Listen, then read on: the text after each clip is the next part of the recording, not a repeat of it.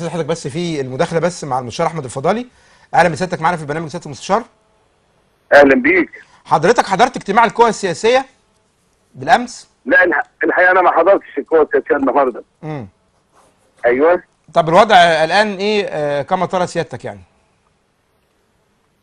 والله الوضع ما زال هناك فريق القوى السياسيه اللي مجتمع اليوم. انا اعرف انها اجتمعت من اجل اقرار مبدا الاصرار على ضروره سحب الاعلان الدستوري في اطار دعم متظاهري التحرير.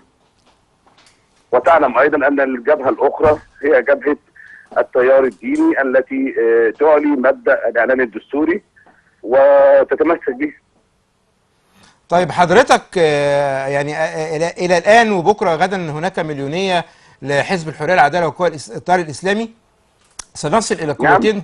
هناك غدا مليونيه لحزب الحريه العداله والتيار الاسلامي السياسي، وبالتالي سوف نصل الى قوتين تقريبا ستكون متساويتين.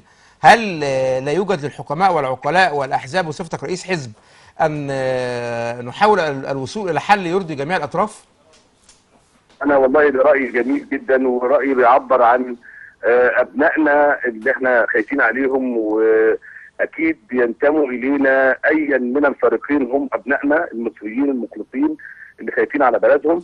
لا يمكن التشكيك في اي طرف من الطرفين، ولا يمكن ايضا تقدير وطنيه احد. وبالتالي هذا ما توجهت به سيادتك، ليؤيد مبدا الوطنيه، ضروره ان احنا نعلي مبدا المصالحه، وده اللي دعينا ليه يمكن حزب السلام الديمقراطي ده يعني اكثر من مره خلال حضرتك الاسبوع. مستعد ان تجلس مع الدكتور محمد مرسي؟